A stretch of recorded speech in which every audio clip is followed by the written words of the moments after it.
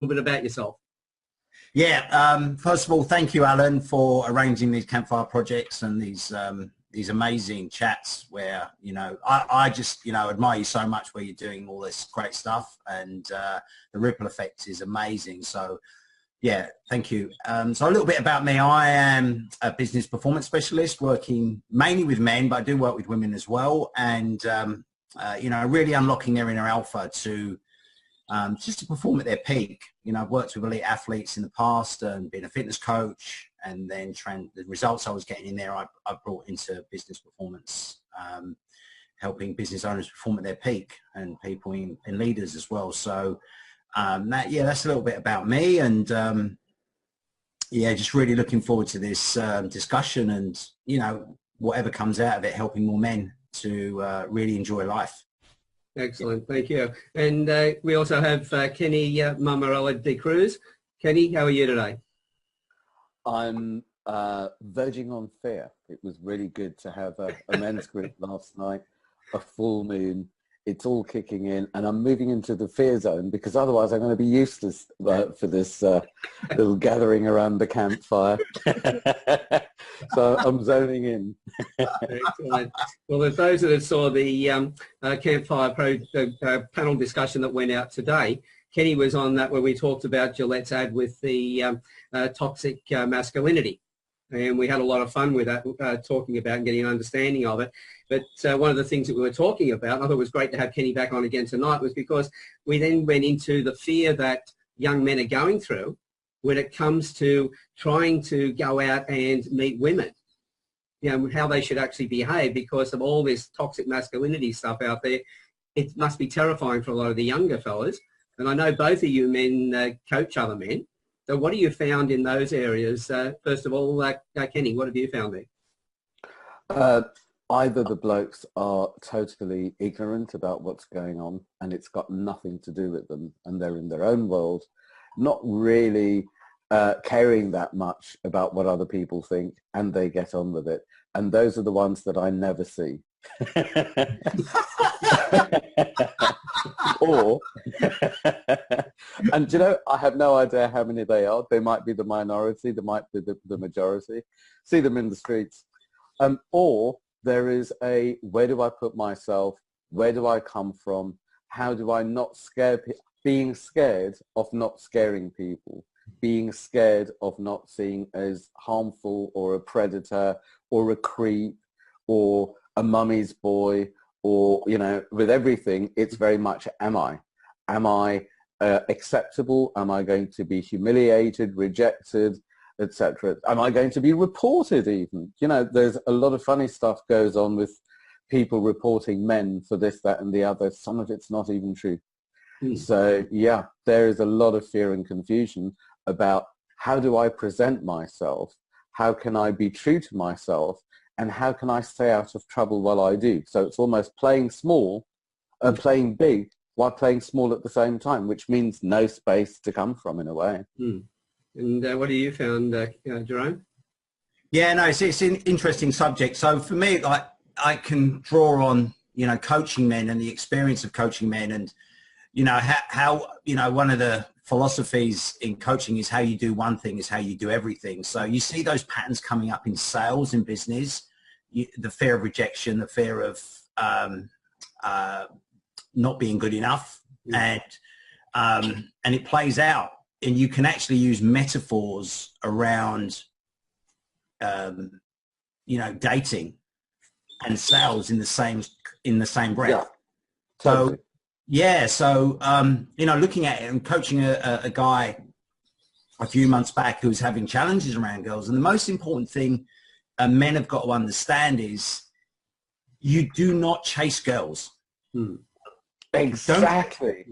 That is so spot on. I put out a newsletter yesterday because I run, two main workshops. One's Men Facilitate, to train people to run men's groups, men and women. The other one's called Men Flirt.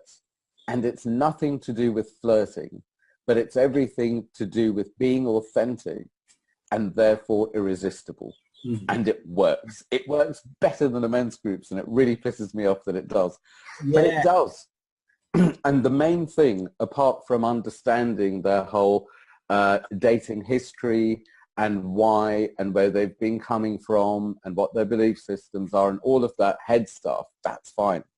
But there's a part where they are pretty much in the hot seat and someone videos them on their own phone and they get adjusted. So people after a while know who they really are. They reveal themselves in the group and in the workshop. And then comes the adjustment between who they are and how they come across.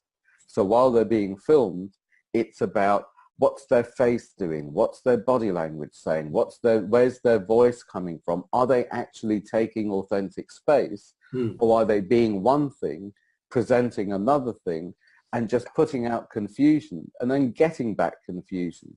And I'd say at some level, most people can spot a fraud as someone who's not safe at 20 paces. Yeah, our gut feelings are very powerful, aren't they? And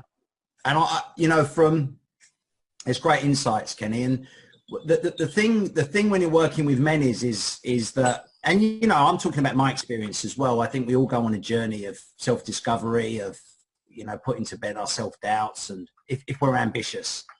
And so, you know, understanding, saying to men, get on with your life. Get on with your life. What is your purpose as a man? You know, what kind of levels of self-care have you got as a man? If your own self-care is poor, you haven't got a mission as a man, and you go out chasing women, you're more than end up likely being with the wrong woman. For the wrong reasons. Yeah. Exactly. Filling the wrong hole. Yeah, so if you're getting on with your life, building something, so the masculine energy is always about building something, and you're building something, what you'll find is the universe has a way of putting the right people around you because you're getting on with why you're meant to be here. You know, and I always help men in focusing on that, and it's that confidence to be you, the confidence to be your authentic self. When you do that, it's like sales. You build a business so people call you, not you chase them. So you have to become an authority in an area. Once you become an authority within your own self as a man, women chase you. Yeah. It's putting out the right vibe. And yeah.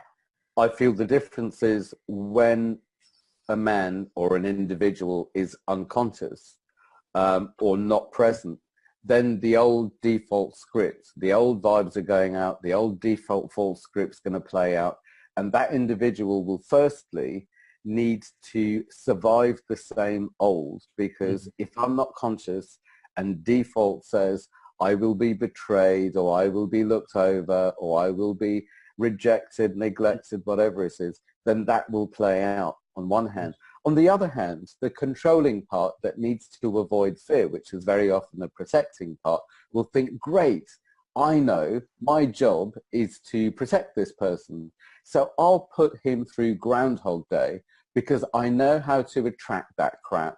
I know how to survive that crap.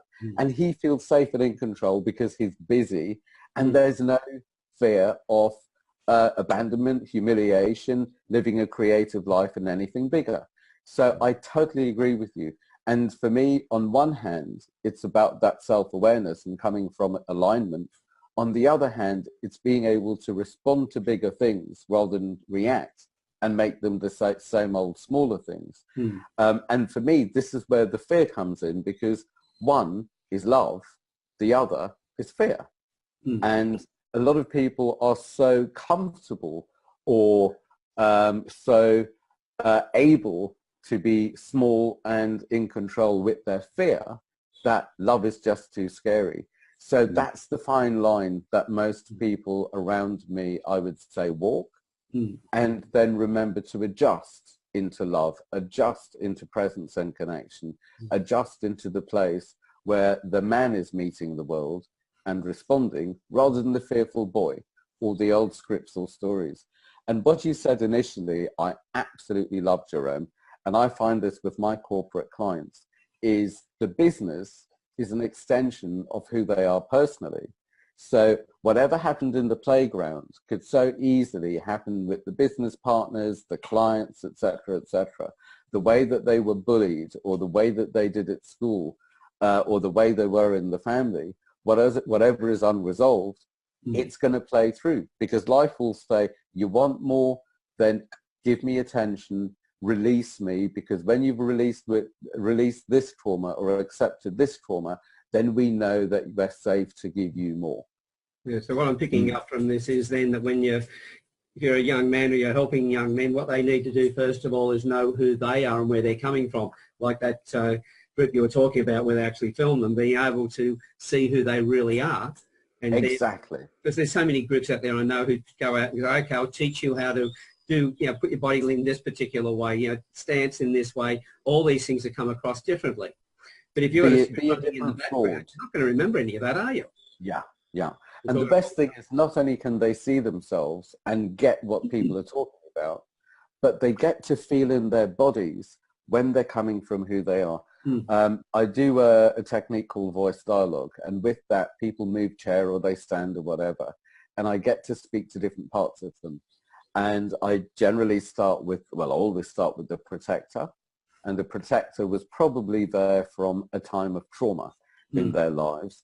And from then on, very often, owns and runs a person until it knows that there's a man part that shows up, and that man part has a very different energy, a very different perspective, a very different posture, a very different outlook, but very often hasn't had the space to show up, or to show up consistently, to show the protector that it can go off duty or they can work together or whatever it is.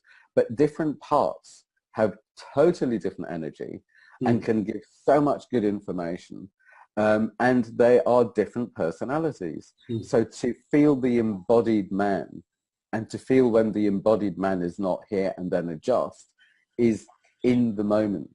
And as far as the purpose thing is concerned, I know that for me, I have had a purpose, I have fulfilled a purpose, and I have moved into a new purpose, where so many blokes can do the, I need to find myself, and then I need to do myself, and then I need to buy this new super duper act that's socially acceptable and sell it to other people. And if they're stupid to buy it, then we're all safe together.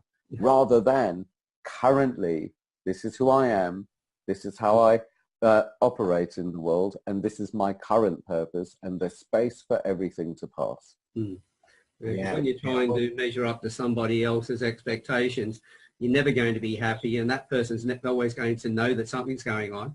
You never have a great relationship. If you want to find somebody who matches you, then you've got to be you to start with. But otherwise, how can you find the person who matches you? So knowing who you are is extremely important. And yeah, well said, Alan. Well said, Kenny. And I think we have to understand as well, when the thing about comparison and when you're working with a man is, usually, and working a lot of times with elite athletes is when we compare, we usually compare the worst of us with the best of them. So everything comes out, so then we build up these stories in our mind. And when we talk about fear is the assumption that something bad is going to happen in the future.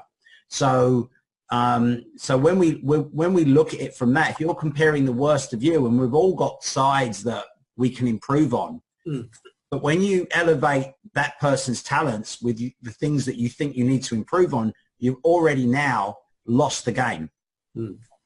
You've already gone into the arena defeated, because you're not looking at your good points. You're not looking at your talents. You're not looking at your nurtured skills.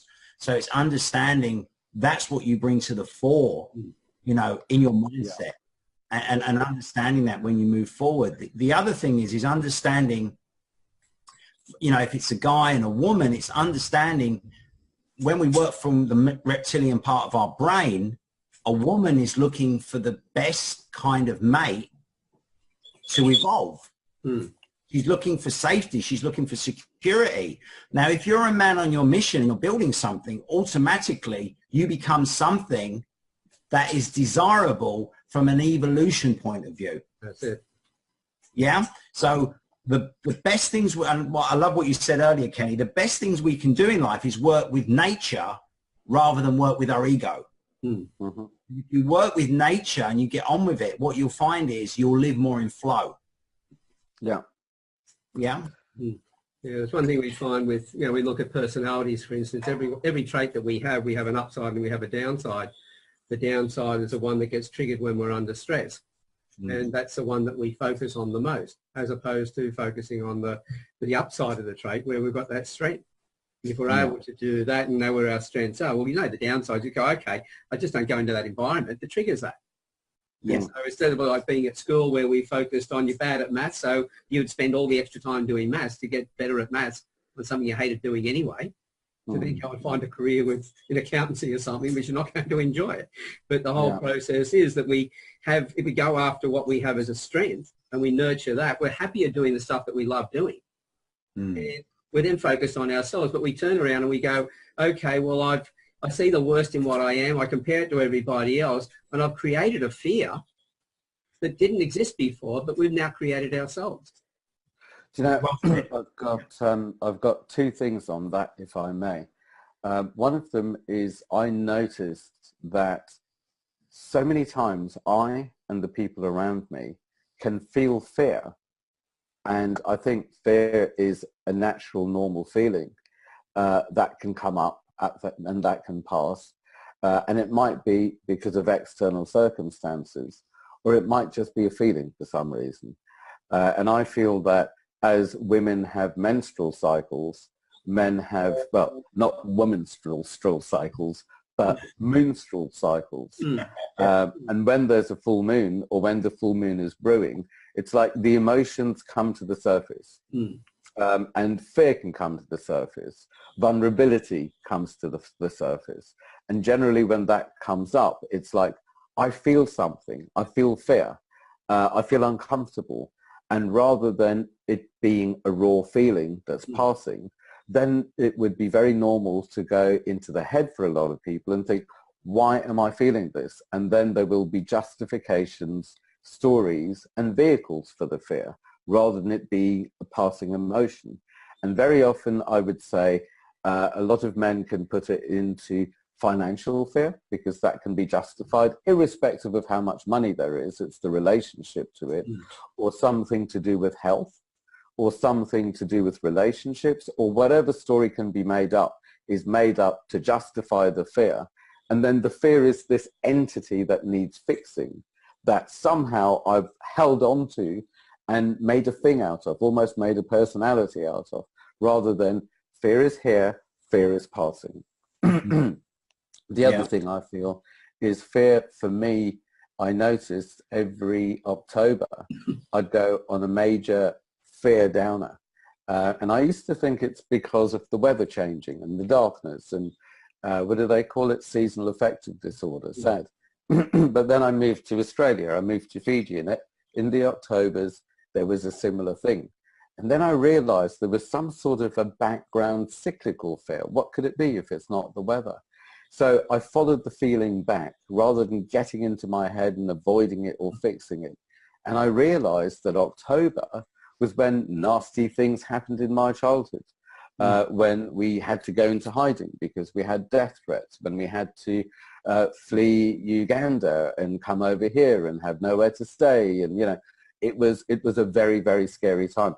And it was stuff that I survived, bricked over, and built a half-decent life.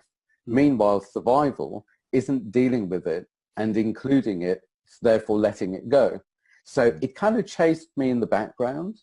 And once I realized what it was, and once in a strange way, the man in me could take care of that little boy that went through that very quickly and very easily, then I wasn't sending the little boy up front to be a soldier and survive this, but I was aware of what was going on, and I could do some very simple in a second work inside and make it okay. And it could be as simple as realizing that it's the boy in me that's up front, being pushed into the world, and say, it's okay, I'm here. And then the boy can go and play, and the man can deal with things. And the bonus tell me if I'm getting too cosmic. And the bonus I found with that is, as the man is front and center, meeting life, then what I'm putting out into the world is a very different vibe, which is being responded by very different situations. And not only is the man able to respond, but now there's a little boy who's the closest part to God or intuition or nature or whatever it is, that can say, no, don't trust him, or go that way, or whatever it is. So it's working with all these parts in alignment, in their place, rather than, I know how to do this, fear. I'll shove my little boy, maybe some daddy or woman will parent it, and I'll be saved, and it's perpetuating that script. So it comes in so many shapes and sizes, and for me, it's really about breaking it down, and more than anything, feeling it, and knowing what it's about, listening to it, and allowing it to take its place, or allowing it to pass. Excellent. And how do you help somebody to understand how to do that? If they were going to do it on their own, how would they actually go about it, would you recommend? The first way that I generally do it with people is that voice dialogue session, where I speak to them as they are. What do they call it? The aware ego. And then I ask them to move, and I speak with the protector. When did you show up? What was your job? What's your job at the moment? How does it play out? How is he about this, that, whatever it is I need to know? I actually have a conversation with that part. And if I was doing it with you, Jerome, then we might, your protector and I might speak about Jerome, or we would speak about Jerome, because it's not you, it's about you. And then it's back to center. And then I might speak to the fear, or I might speak to the rage, or I might speak to the violent part, or I might speak to the emerging man. And there'd be different conversations with different parts. They feel differently. They have hidden information. They have a memory that the aware ego doesn't have, and they provide a lot of information. And then it's up to the man in the center to be able to, it's almost like a football team, delegate to the right part back, and back to the man, and respond forward. And that's the way it kind of happens on the outside.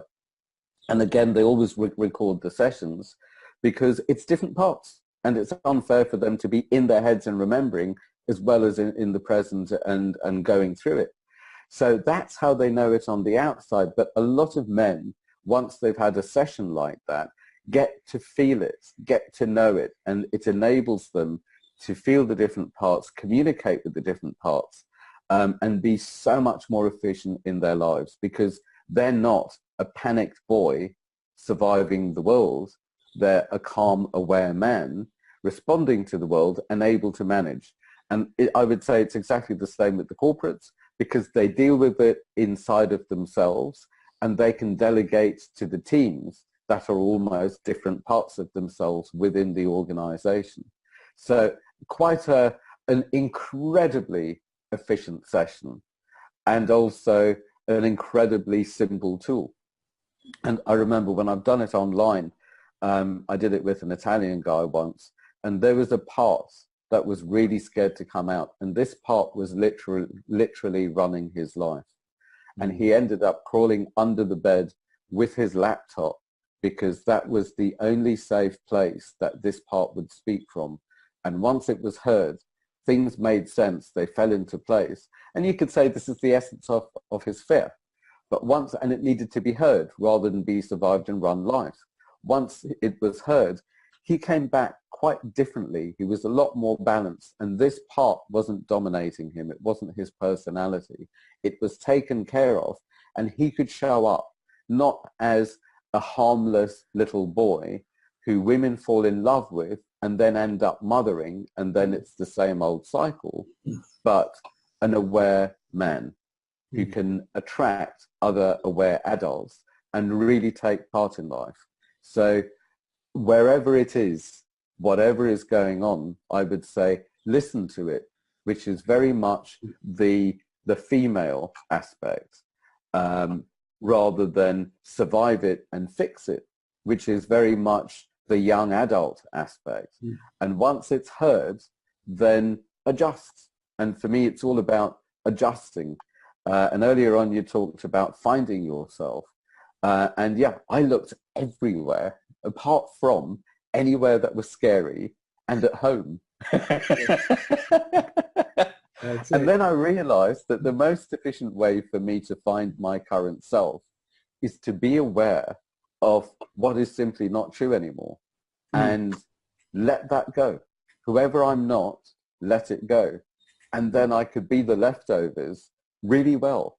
Damn good leftovers. You know what it's like after food on the next day, Christmas dinner, and leftovers are the best.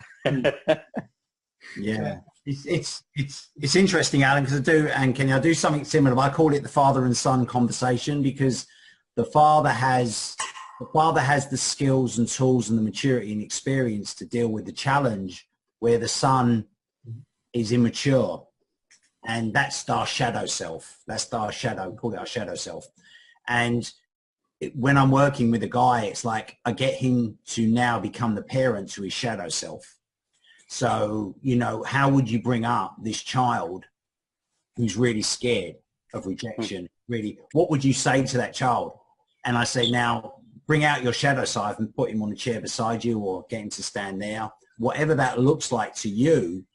And, you know, when I was learning this, and I did it with myself, it was this skinny little Indian kid who had sandals on and this like horrible fringed haircut, and he was standing there. It was my shadow self. And then I was talking as the father to my shadow self, telling this, everything's going to be all right.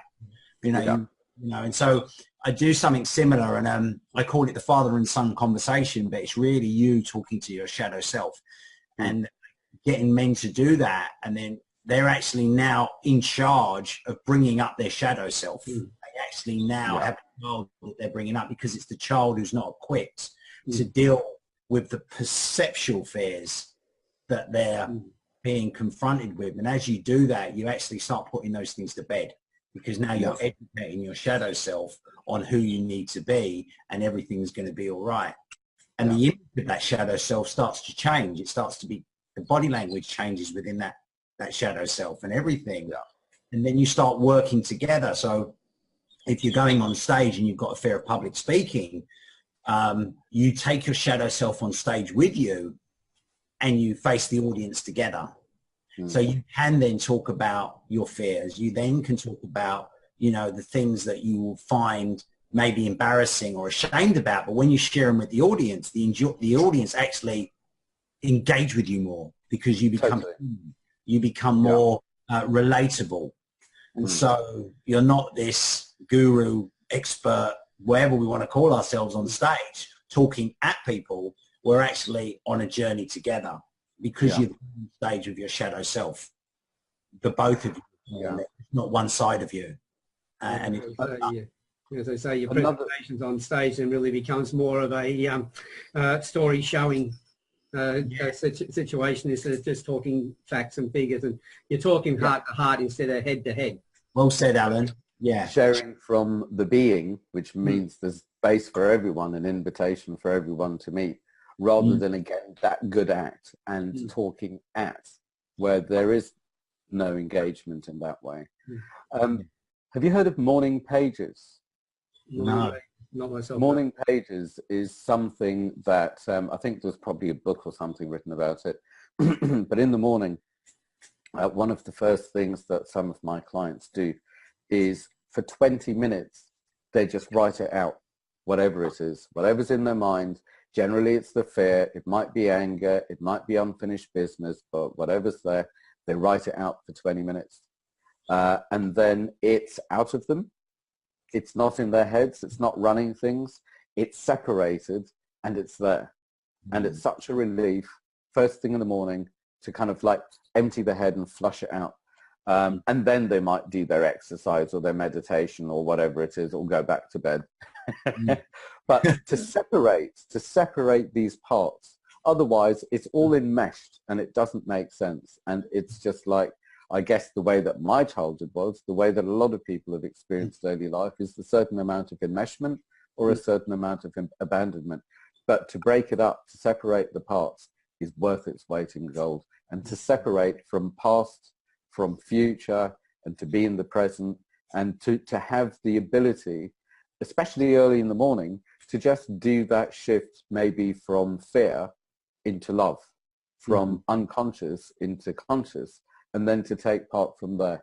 It's really handy, and it's like 20 minutes. It does the world of good for so many people.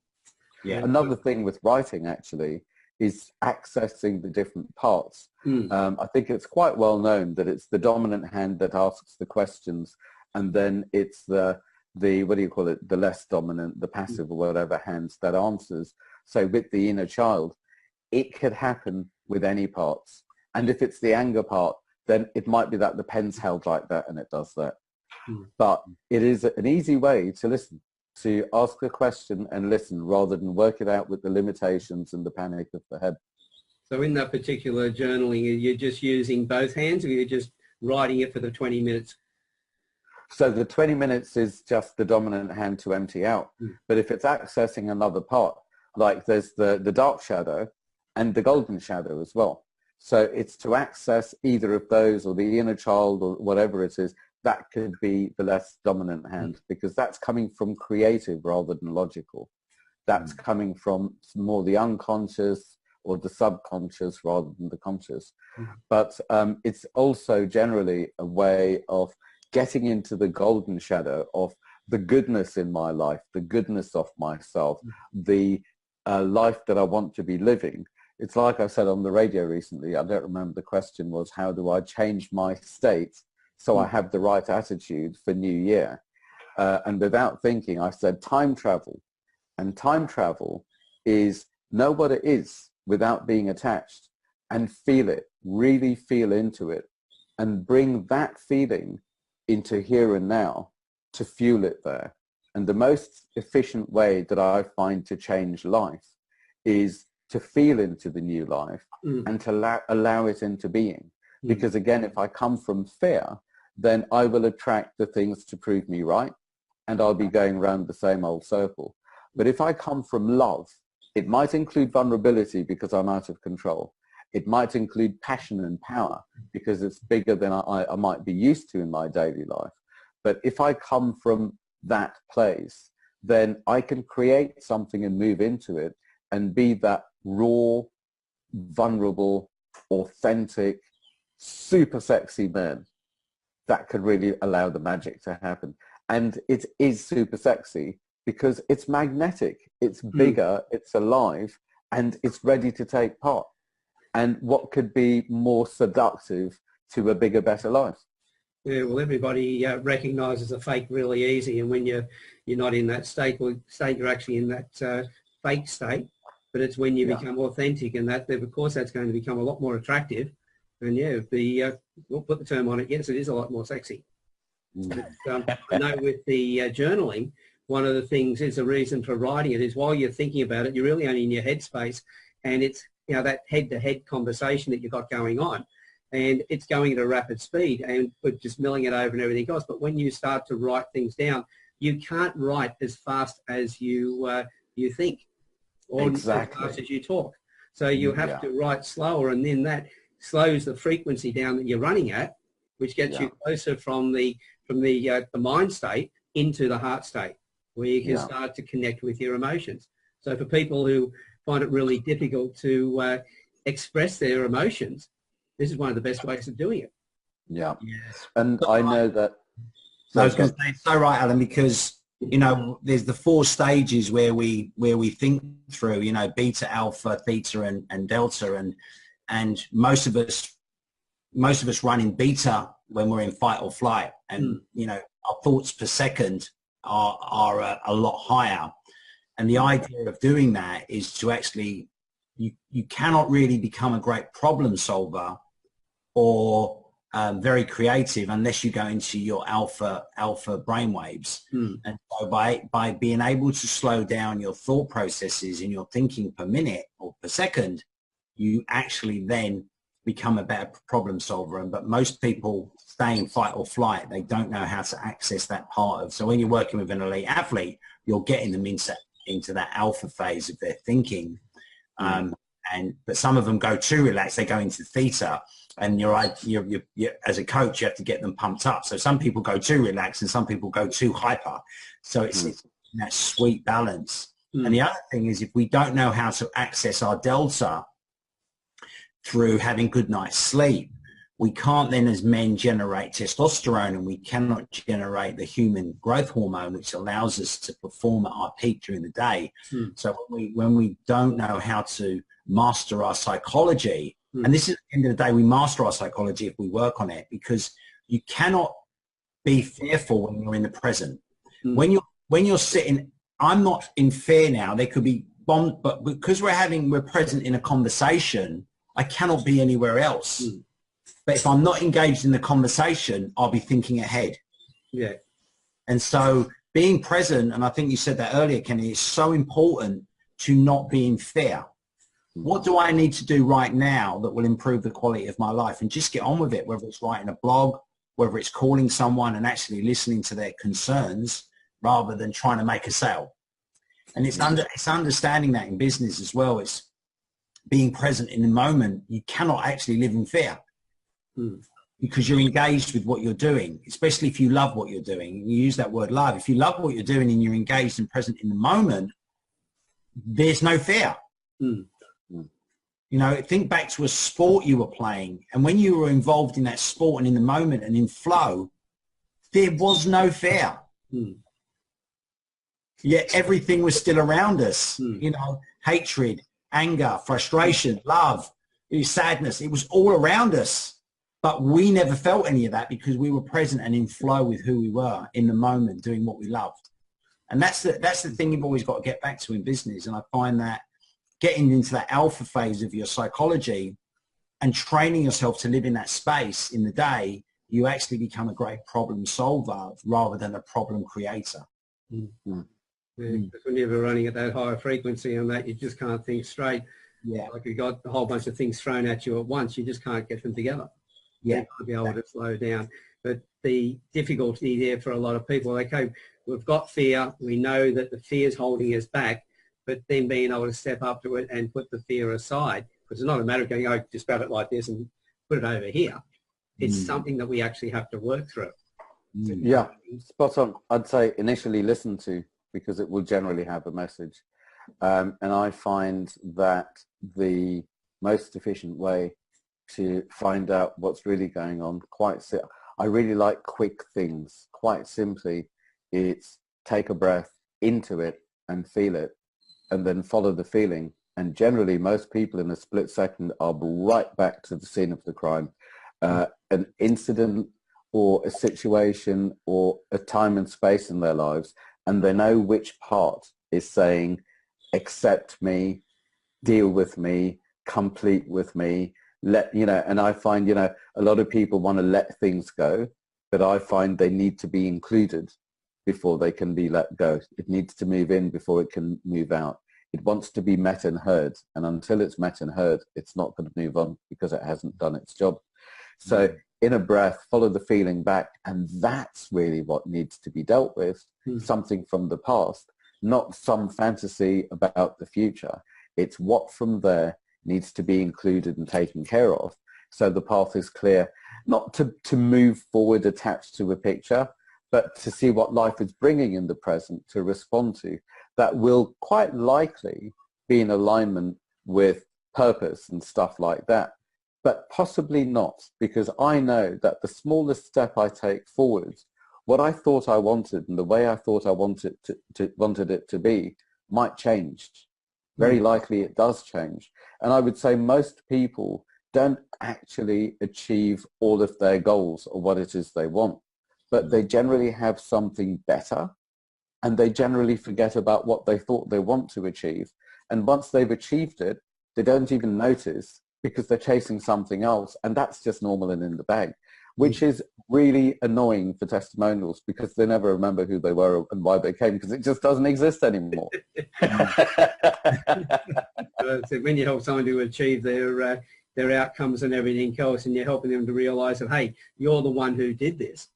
And they go, yeah, I did. Well, it's hard to get recognition at the end of it, isn't it? Yeah. Even from them. Yeah. And I know that I was addicted to survival, because I was so sensitive as a child and there was a lot of danger that I would almost need to second guess and be super sensitive to, and this is second guessing, to find what it was, fix it before it happened, so I'd have less of the mess to clear up. and to get into the zone that I don't need to do that anymore through fear, but I could do that through love. My protecting part doesn't need to keep me in the same old story so it knows what to do, because I don't need to do that anymore. I have survived.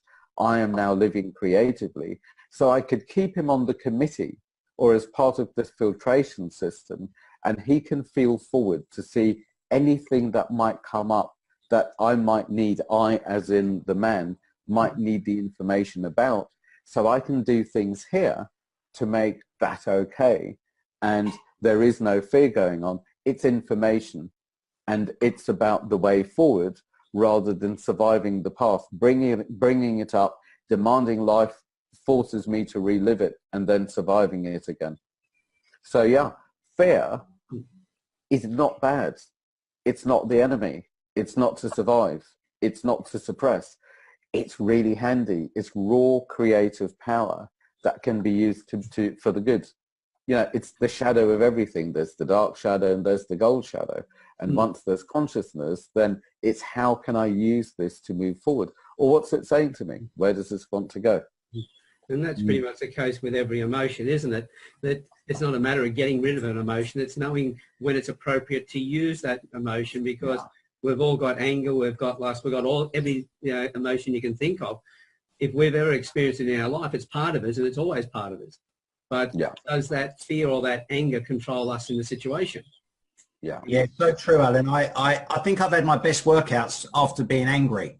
You see, you know, you take that into your workout, and then you come out amazingly calm, and because if you channel it, like, you're so spot on, Alan. It's not about ignoring fears. It's about, is this relevant right now? If someone's died that you're close to, feel sad. You know, it's like, that's what it's there for. You know, it feels sad. Having said that, you can then say, look, I'm feeling sad. I'm mourning. I'm grieving, but I'm going to do this now for 2 days, or I'm going to do this for 3 days, and I'm going to get back on with my life.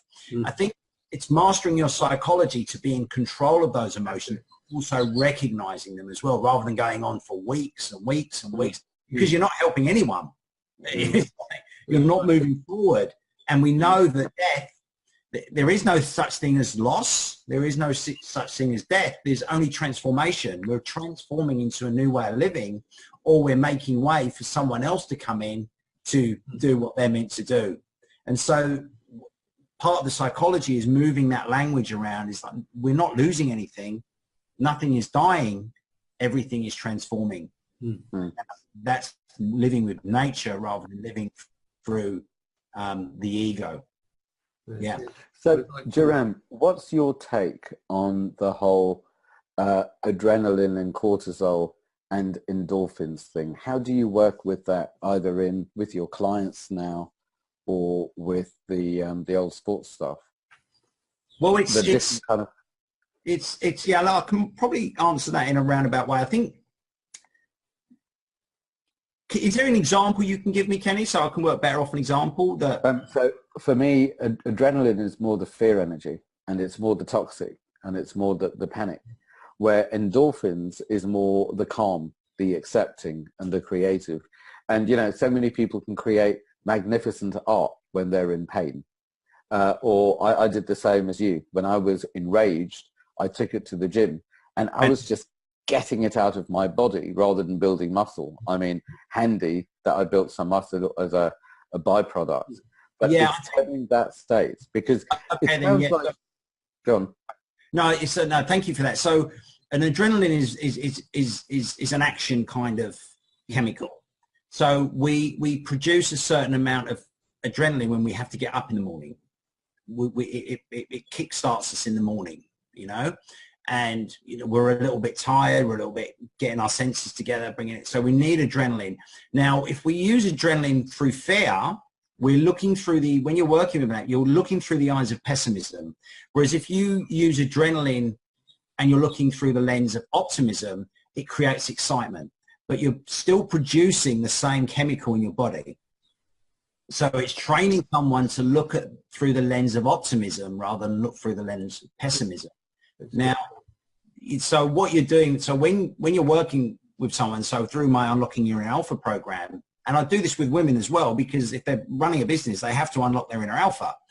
And so when we understand that, what the first thing you do when you're working with a man is going, what is your philosophy as a man? What is it that you stand by as a man? Now, most men don't know their philosophy. You know, we work through that and brainstorm that. What is your philosophy? And there's a framework for doing that.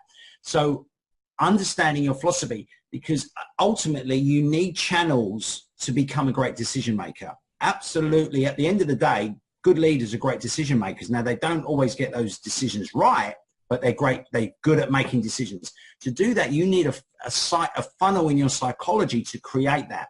That comes through your philosophy as a man, because if you're not being true to yourself, you cannot unlock your inner alpha, because you're doing what society thinks you should do, or what your team thinks you should do, or what your coach thinks you should do, or mentor, your parents, or your brother, your sister, your uncle, your aunt, your grandparents.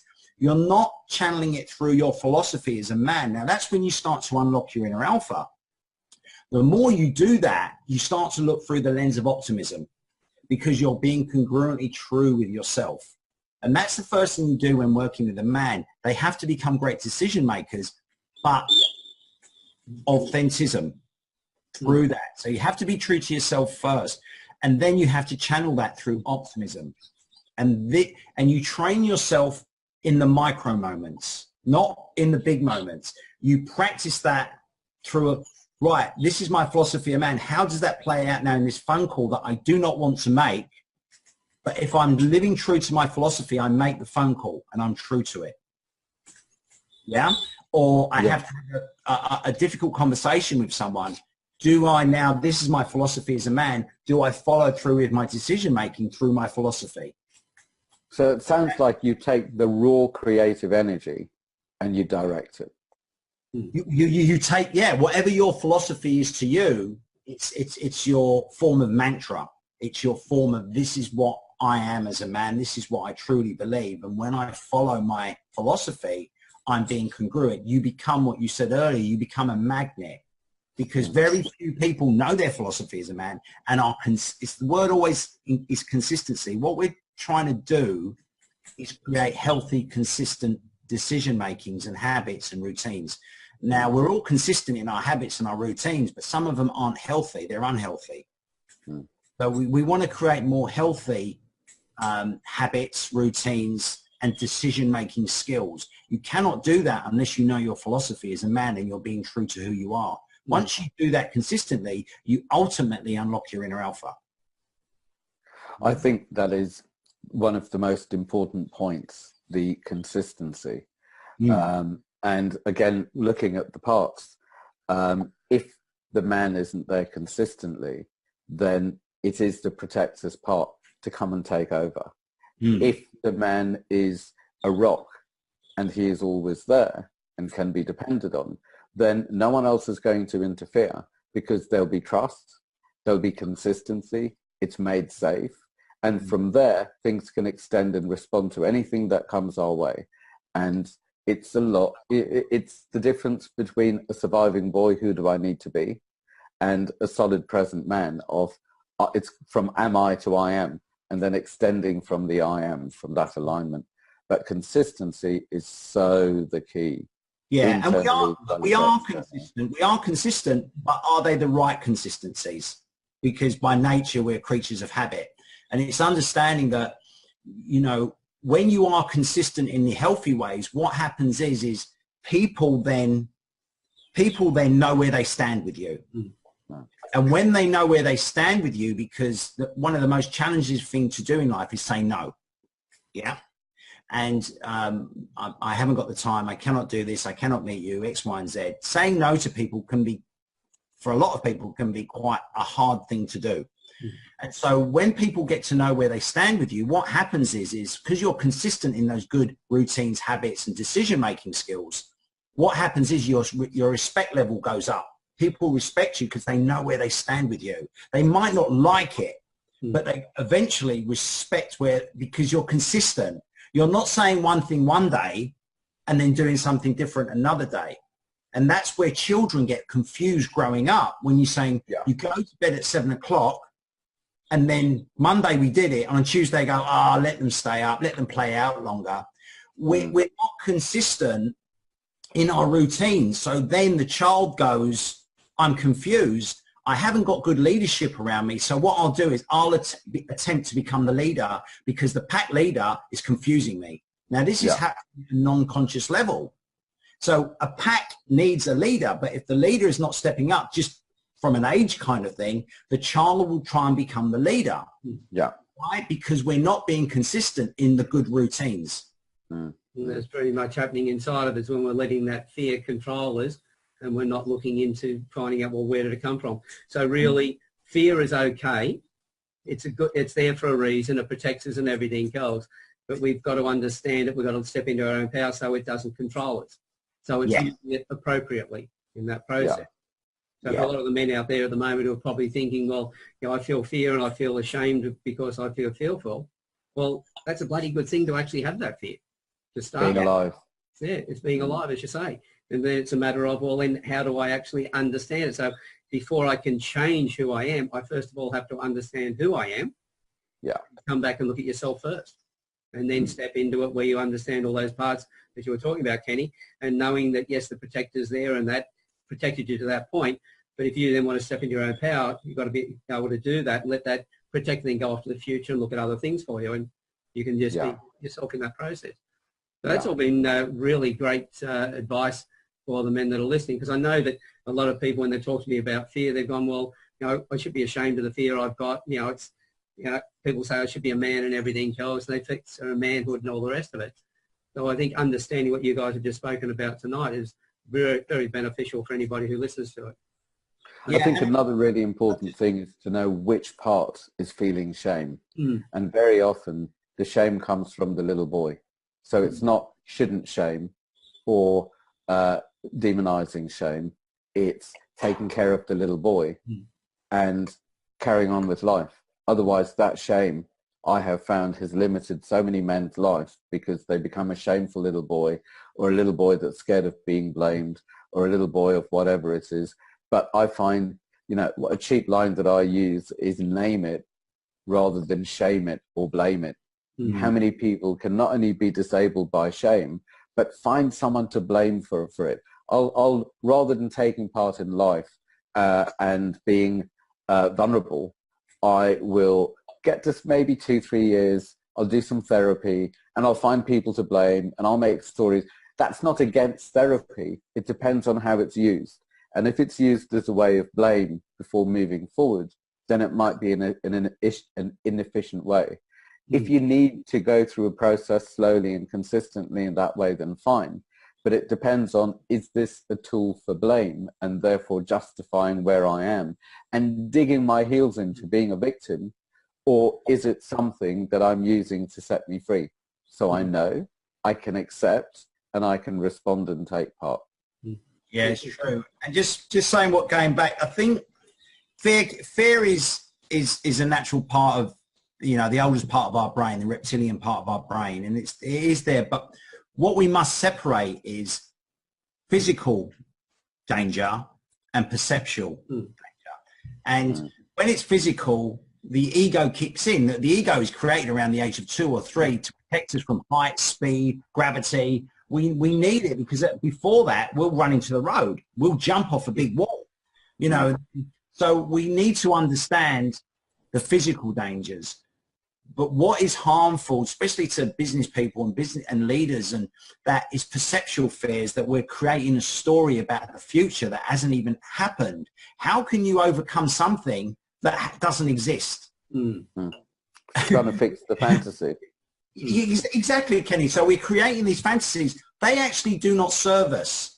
So when we channel our thoughts through the pessimism lens, we're actually creating stories that actually take us down a downward spiral. They actually do not serve us as human beings. Mastering our psychology is about being able to put that story and go, what a ridiculous story that is. This is a much better story to follow. Because there's no such thing as reality. We're either looking through the lens of pessimism or looking through the lens of optimism. You cannot be looking through the both lenses at the same time. So if it's a perceptual fear, master your psychology. So it's in control of your body and not your body in control of your psychology. And that's the art of peak performance when you're working with athletes, CEOs, leaders, business owners. It's mastering your psychology. And I think the more we work on that, like people work on their bodies, the happier men will become. It's a form of retraining, unlearning, relearning. And that becomes more powerful, and understanding it's all right to have fear if we're physically in harm. That's right. We're not. Put those fucking stories to bed and get on with life. You know, it's like, I know I'm a bit of a tough coach with my clients, but but it's having those, because it's all bullshit stories we tell ourselves that we're not good enough. You know, we're not going to be accepted. And I've been through all those fears, and it's understanding that as men, you are good enough. You have got fantastic skills and talents, but that you're getting in your own way of those talents and skills. And I think what you said there before about not just, you know, we look at the worst of us and compare it to the best of them. And yeah. I mean, that we, that was so spot on. That's a key point that I think if that nothing else, if you realise that, you would then realise, hey, am I really giving myself a fair go when I'm feeling fear and comparing myself to other men around me? You know, and that's true. And one of the first things I do in a client, if they say they've got a hero, I absolutely demolish that, because if you're looking up to someone, it means you're looking down to someone as well. So you need to change those physics in your psychology. So you're looking at the best of them compared to the worst of you. And when you're looking down at someone, you're looking at the best of them and the worst of them. So that creates an imbalance in us moving forward, because we're putting people on pedestals. The moment you look at everyone equally is when you just move forward in life and go, the reason that person's great is because they studied for years. If I studied for years, I'd be just as good. Just because they've got a PhD doesn't mean they're any better than you are. They've just committed their time and energy to learning something for a period of time. Don't put them on a pedestal. Admire and respect them for their dedication. Don't bloody put them on a pedestal or make them a hero. It's you're creating an imbalance in your psychology. It's always one of the things I hate the most when somebody's interviewing me and they say, well, who are your heroes, or who are the people you look up to? And I go, I don't. You know, who are my teachers? They would expect me to come back with someone like Nelson Mandela, you know, Richard Branson, something like that. And I go, well, in the surf club, when I was examining the kids for their bronze medallions, I looked at the surf, when I was asking them questions, I was looking at the surf through their eyes. I was learning so much. So my teachers were young children as well.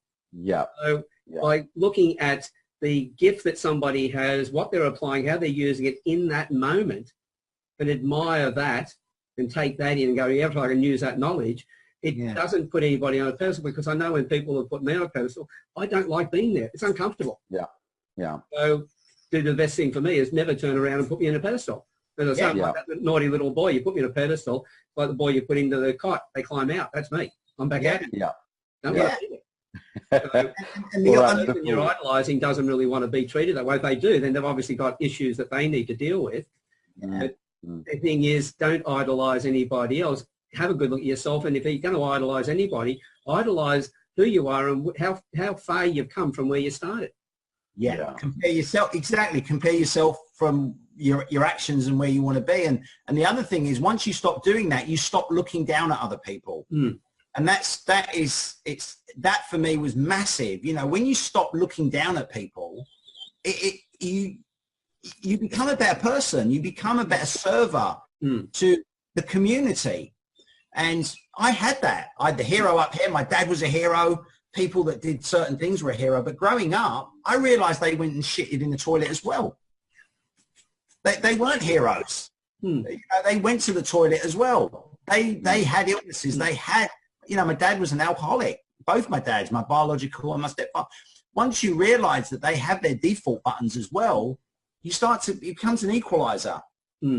And then you realize people that you're supposedly looking down on have got amazing talents that they're not screaming and shouting about from the rooftops. And you realize, and you listen to them and engage with them, you go, oh my God, I didn't know that about you.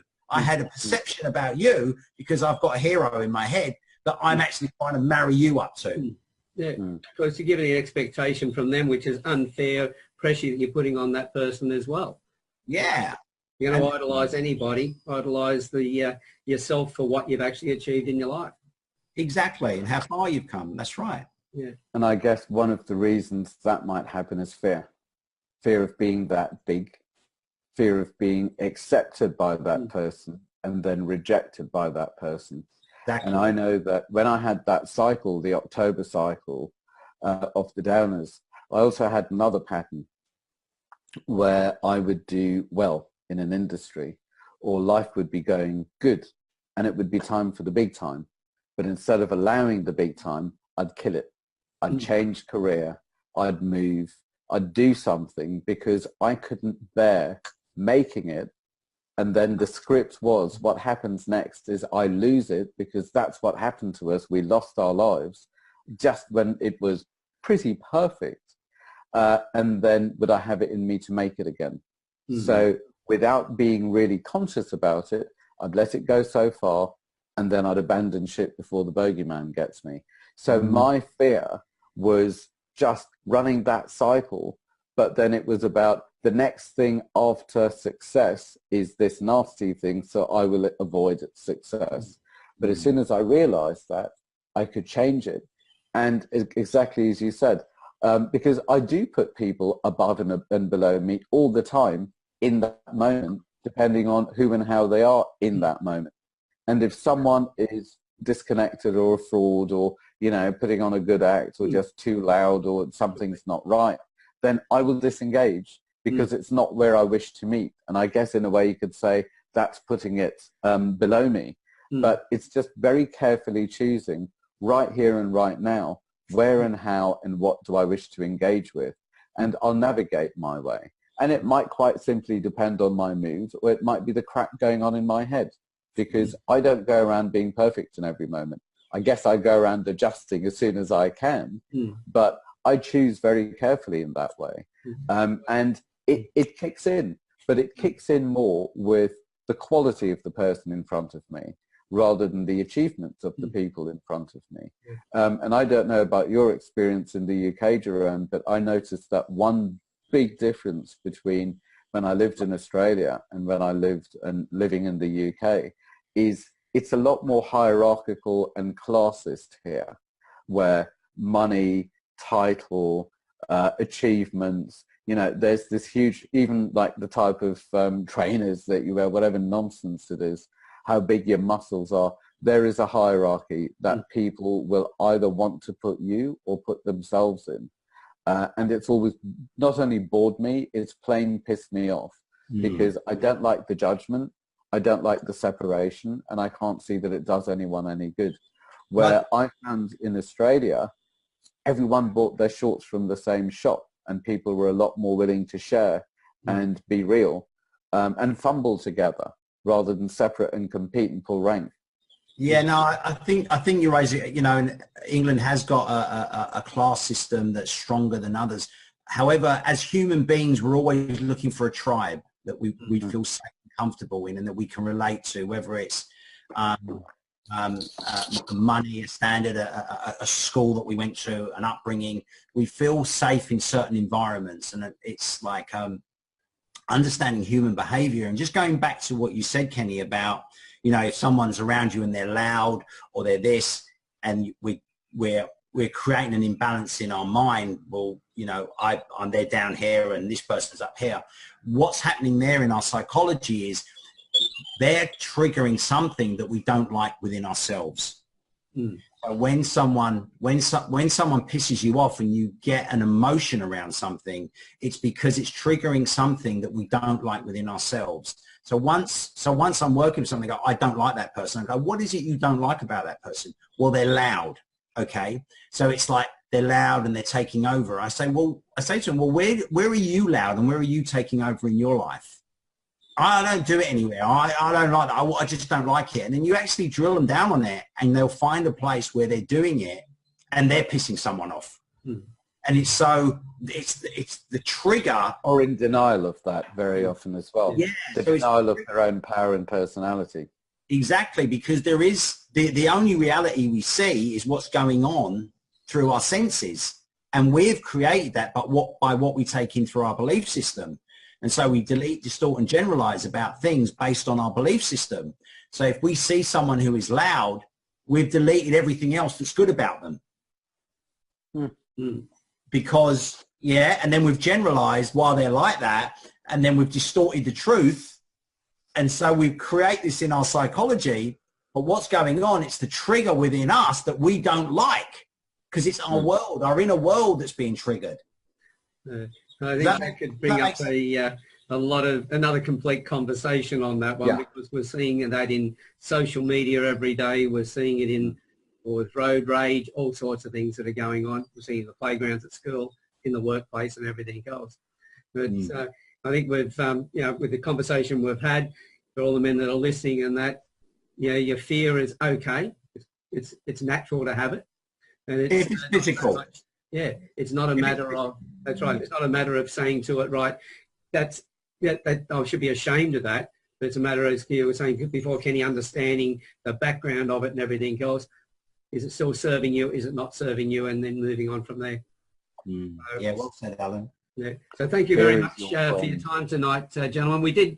It's only the three of us tonight. We had a fourth person turn up. They sent a message saying that the thunderstorms had just hit their place. And so they couldn't speak with the rattle of the thunder and everything else outside. So, but it's been really great having a conversation with both of you, and we'll have to get you onto more panels. Thank you so much, Alan, and thank you, Kenny. It was really nice having the discussion around the campfire with you. And as I say, Alan, I just got so much respect for you, buddy, and what you're doing. Thank you. Thank you.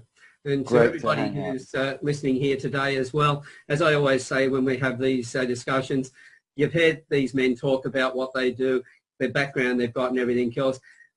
The reason I'm saying to everybody, get in touch with them. If you've got questions in your life and you want to find some solutions and everything else, do you just pick up the yellow pages and ring a professional, a psychologist or whatever, or do you go to somebody that you have an understanding to the way you feel and everything else, that this person can actually help you? So if that's the case, get in touch with Jerome, get in touch with Kenny, have a chat with them. It doesn't have to be done in the campfire. Take it personal conversations and take it outside the campfire as well. But, these talks are all here to help all the men that are listening in. And I thank you two men for coming along and sharing your knowledge and wisdom with them. Thank you so much, Alan. Thank you. Hang out. Cool. See everybody on the next campfire project.